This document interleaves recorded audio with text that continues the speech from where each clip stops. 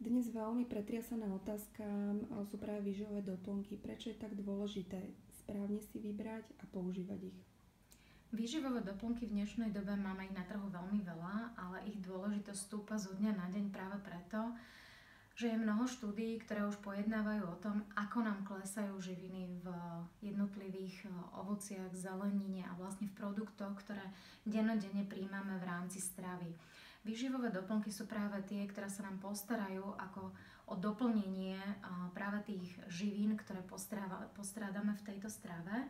Ja len na margo tej stravy by som rada ukázať dve nezávislé štúdie. Jedna je talianska doktor profesor Di Monaco, kde vlastne porovnávame roky nášho detstva v podstate 1985, kde brokolica z hľadiska vápnika nám z 103 čísla klesla v porovnaní k roku 1996 až na 33, čo je 68% pokles. Je to vlastne miligramy na 100 gramov stravy, alebo teda 100 gramov brokolice.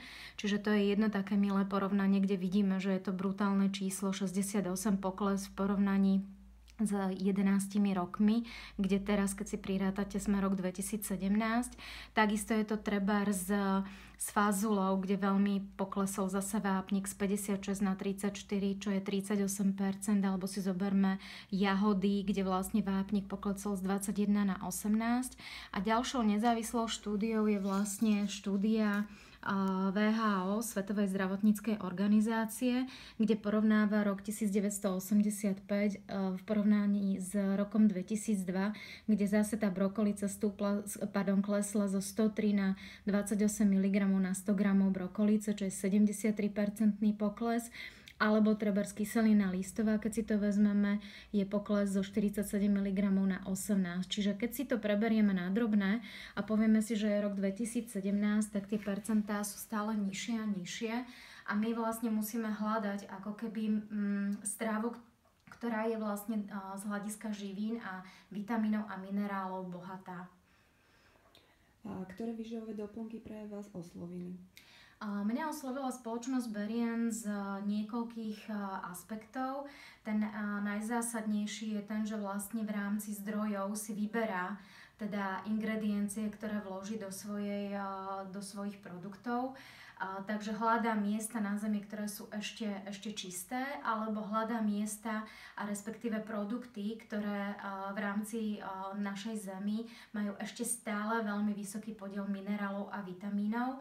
Keď si len zoberieme, že vlastne bežný vitamín sme stále príjmali z kyseliny citrónovej a vlastne citrón nám robil ako keby zdroj hlavného príjmu vitamínu C, tak spoločnosť Berien to vymenila za acerolu. Acerola všeobecne je 70 krát potentnejšia z hľadiska vitamínu C voči citrónu. Keď to vloží ešte naviac do tých svojich produktov, ktoré sú z hľadiska gelovej suspenznej technológie a keď si povieme, že tabletka alebo nejaká kapsula je vstrebateľná na 15% a gelová suspenzná technológia na 95%, tak je to ešte 6-násobnejšie, vlastne potentnejšie vstrebávanie.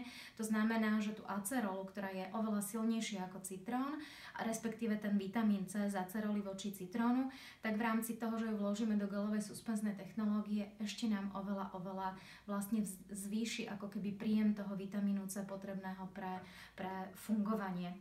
Čiže pre mňa je toto také základné, kde si viem ja urobiť ako keby tú analýzu toho a vyšpecifikovať si, že s ktorými produktami budem pracovať, a to preto, lebo je tam iná technológia, sú tam iné zdroje a hlavne firma premýšľa o tom, čo do svojich produktov vloží, aby to v tejto súčasnej dobe ešte malo atribút správnej výživy.